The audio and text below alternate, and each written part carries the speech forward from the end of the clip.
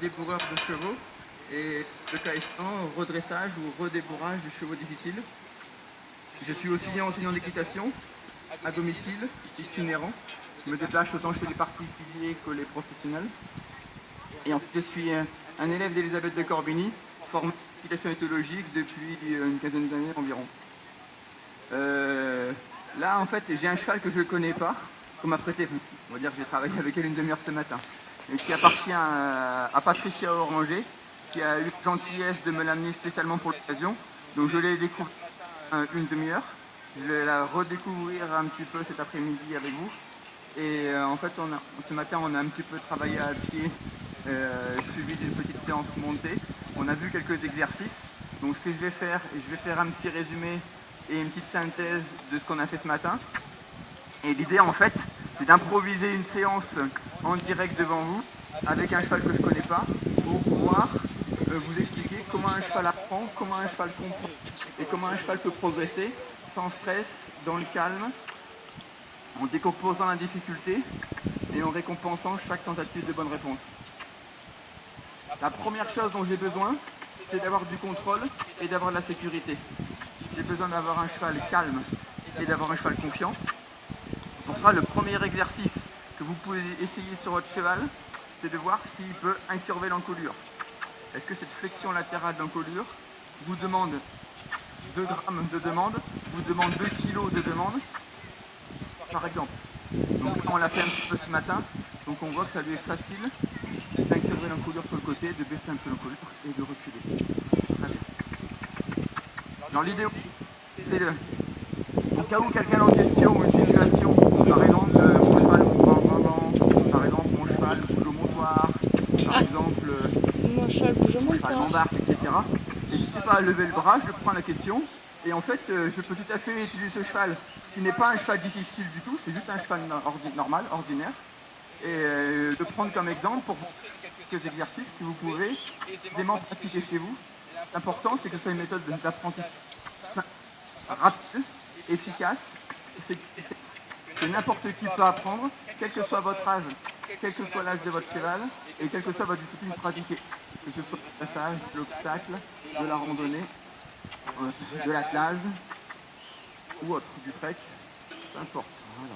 Donc en fait, je vérifie que quand je mets du contact, cette règle, observez là, cette règle vient de se défendre dans ma reine, se lever un petit peu et se contracter. Il y a 2 choses qui sont contradictoires avec ce qu'on a besoin de faire un cheval. C'est un cheval qui a l'encolure rigide et l'encolure relevée. Ça veut dire que j'ai un cheval avec lequel j'aurai peu de contrôle, donc peu de sécurité et peu de décontraction. Exact. Là, elle recouvre rapidement ce que j'avais ce matin. Ensuite, on a parlé d'une deuxième chose, la mobilité des pieds. C'est-à-dire que la tête, c'est un peu le tableau de bord. Ensuite, que quand je parraine, je peux envoyer les pieds postérieurs vers la droite, par exemple. Ça, c'est très bien. Et que je peux envoyer les pieds vers l'arrière. Super. Et au fur et à mesure, en fait, de la séance de ce matin et de cette séance-ci, au début, je démarrais avec plusieurs kilos quand je tendais ma reine pour la réponse, et au fur et à mesure, plus qu'un kilo, au fur et à mesure 500 grammes, et au fur et à mesure de moins en moins, jusqu'à ce que la réponse se fasse avec de moins en moins de demandes et de plus en plus rapidement, jusqu'à ce que le cheval continue à donner la réponse tout seul. Il n'y a pas besoin de 6 mois, 1 an, 2 ans de travail pour un cheval que j'ai vu une demi-heure ce matin dans ma vie. Ce cheval ne m'a jamais vu, je ne l'ai jamais vu. Et à force de répéter quelques exercices très simples, très élémentaires, ça va aider mon cheval à être davantage attentif à moi. Bien sûr, si je laisse trop longtemps, il va se déconnecter. Voilà. Donc c'est pour vous montrer que c'est pas de la magie. Ça ne marche pas sans travailler, c'est du travail. Mais vous pouvez observer un début d'autonomie dans le mouvement, parce qu'il y a de la compréhension, parce qu'il y a explication, et parce que je récompense. Demande quand je tends ma reine, je récompense quand je lâche la reine. Je demande quand je tends la reine, je récompense quand je lâche la reine. Voilà. Ça, je l'ai appris avec Elisabeth de Corbigny et son professeur à elle, qui s'appelle John Lyons, aux États-Unis. C'est ce qu'on appelle l'équitation psychologique. Mais en fait, c'est juste décomposer l'équitation au cheval sans Dans la simplicité, on pourrait plus facilement dire que je suis un enseignant d'équitation pour le cheval. J'apprends au cheval qu'est-ce que c'est qu'équitation, comment ça fonctionne, comment ça marche. Pour que le cavalier puisse plus facilement se faire comprendre, plus facilement communiquer avec lui. Donc maintenant j'ai refait une petite synthèse de ce que j'ai fait ce matin. On peut essayer de faire autre chose. Si on a un peu de contrôle, que mon cheval fait confiance, que mon cheval ne bouscule pas, on peut attaquer quelques petites embûches. Par exemple, là on a un cerceau de corde. Est-ce que je pourrais apprendre à mon cheval à marcher dans ce cerceau avec un pied ou avec l'autre pied? Ça pourrait être une flaque d'eau, ça pourrait être une bouche d'égout, ça pourrait être ce que vous voulez, ça pourrait être une tige d'arbre, ça pourrait être un plot. Donc je vais utiliser les exercices précédents. Exact. Par exemple, essayer d'arrêter un pied à l'intérieur de ce cerceau. Exact. Donc on voit qu'elle a envie un petit peu de se dérober sur le côté. Donc je tourne avec elle, tourne un petit peu les postérieurs. C'est mon sac, moi. Donc encore plus de postérieurs sur le côté. Je vais essayer d'attendre et mettre un pied à l'intérieur.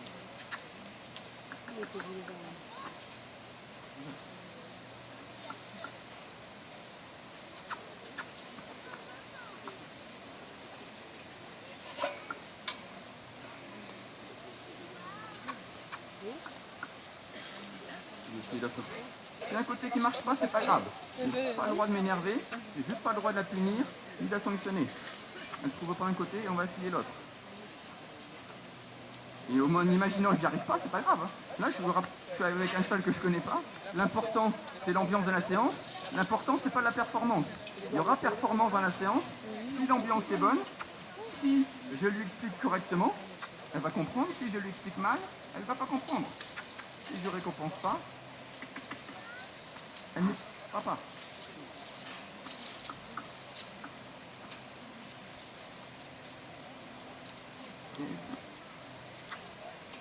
Super. Dernière fois de l'autre côté. Apprenez à votre cheval l'indépendance des pieds. Exact. Super. Ça pourrait toujours être mieux. On pourrait faire ça avec les postérieurs, mais c'est suffisamment bien. On va faire autre chose. Donc pourrait cette fois-ci, ça pourrait être un cours d'eau qui représenterait la petite bâche orange. Ça pourrait être une barre au sol ou un futur obstacle pour ceux qui veulent faire du dressage, de l'obstacle, pardon. Est-ce qu'on pourrait essayer de compliquer un peu la difficulté? Je vais alterner régulièrement côté droit. Demandez-leur des petits pas, relâchez dès que la réponse est bonne, récompensez et répétez. Exact. Donc ce matin, on lui a appris à baisser l'encolure. Et bien en fait, on s'aperçoit qu'elle a retenu une partie de la leçon de ce matin. Donc du coup, c'est ce qui me permet de faire autre chose et différent. J'ai commencé par résumer ma séance de ce matin. Et donc du coup, je la varie, je la change et je la complète. Un professeur doit intéresser son élève en variant son travail.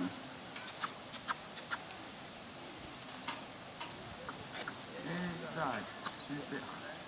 Et après, ça pourrait être un talus, ça pourrait être une butte, ça pourrait être tout ce que vous voulez. Là, j'ai davantage travaillé avec les antérieurs. Vous pouvez faire pareil aussi après en passant à les postérieurs. C'est juste un exemple.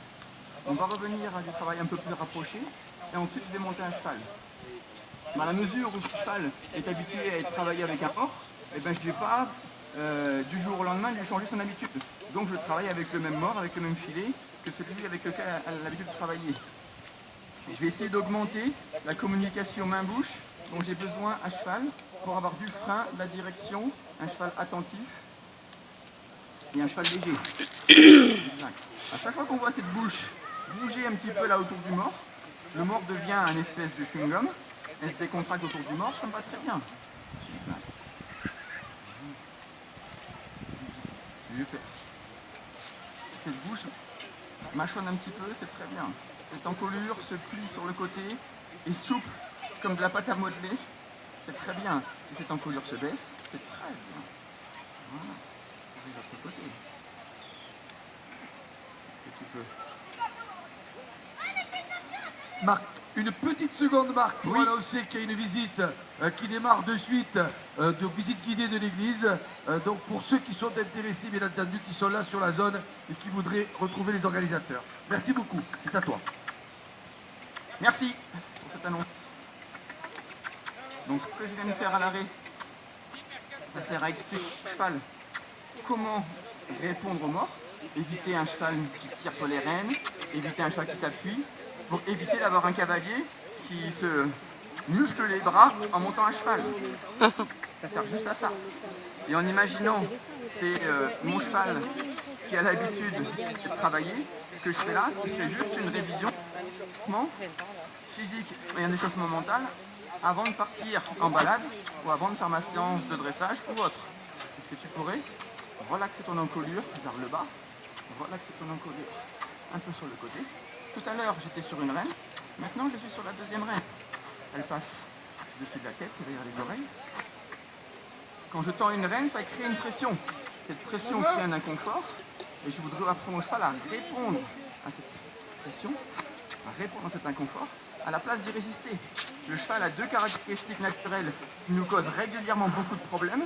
C'est un animal qui pose à la pression naturellement et qui fuit à la pression naturellement. Et c'est ce qui cause tous les accidents. Un cheval qui tire au renard, c'est fuite résistance. Un cheval qui bouge au montoir, idem. Un cheval qui éjecte son cavalier, la même chose, ou qui embarque. J'ai besoin de transformer la fuite et la résistance naturelle du cheval en une réponse conditionnée à une question, une demande d'aide du cavalier. Que ce soit la main, que ce soit le stick, que ce soit la voix, ou que ce soit les jambes. Et à chaque fois que j'ai cette bonne réponse, je dois relâcher. Très bien.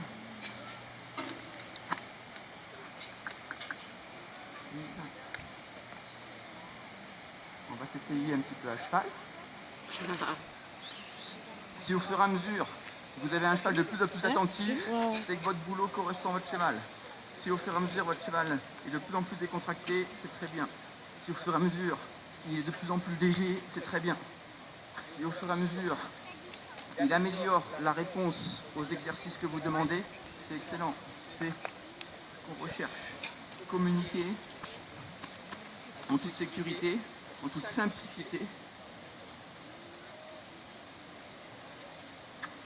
Là, on peut voir quelque chose de clair. Au sol, elle avait très bien compris comment baisser l'encolure. Est-ce qu'on voit que là, la position de l'encolure n'est pas du tout la même? Non. Je voudrais que quand je tends mes rênes, il se passe deux choses de moins que là maintenant. Première chose, l'encolure se redresse devant son corps. Et deuxième chose, l'encolure se relève. Elle regarde les yeux vers le ciel. Ce qui cause un problème de communication. J'ai besoin de l'aider. Donc je vais reprendre les... Voilà. Regardez que dès que j'aide cette encolure à s'incurver vers la droite, cette tête va rapidement être beaucoup moins haute. Super. Oui. Voilà. Et d'un seul coup là, elle est plus légère. Quand je plie l'encolure, quand je l'incurve vers la droite, elle est légère. Elle est à l'écoute. Quand l'encolure va être droite, elle va résister. Alors ça ne veut pas dire qu'on passera la vie incurvée, mais en tout cas, ça va aider à mieux répondre à la main. Quelque part, je règle un petit peu le cheval. Et vous, dans votre voiture, d'un seul coup, vous ressentez qu'il y a moins de frein quand vous appuyez sur la pédale. Vous ressentez que la direction assistée se rigidifie. Ben, qu'est-ce que vous faites? Vous allez chez votre garagiste et vous dites, s'il vous plaît, j'aimerais améliorer la voiture. Donc, je ne suis pas garagiste, mais j'aide les chevaux à mieux comprendre l'humain en leur apprenant l'équitation. Si vous voulez avoir un cheval sous contrôle, léger, sécuritaire, attentif, confiant, aidez-le, éduquez-le, apprenez-lui son job. Le cheval de dressage, c'est un métier. Le cheval d'attelage, c'est un métier. Préparez-le à son travail. Je tends mes rênes pour lui dire, s'il te plaît, je te pose une question. Je relâche mes rênes, je lui dis merci. Il redonne la mauvaise réponse, pas grave. Je repose la question. De nouveau merci. Voilà. Très bien, c'est ça que je veux. Exact. Au fur et à mesure, ce cheval va apprendre à se relaxer. Parce que la demande des rênes pose une question et que le relâchement des rênes vous dit merci.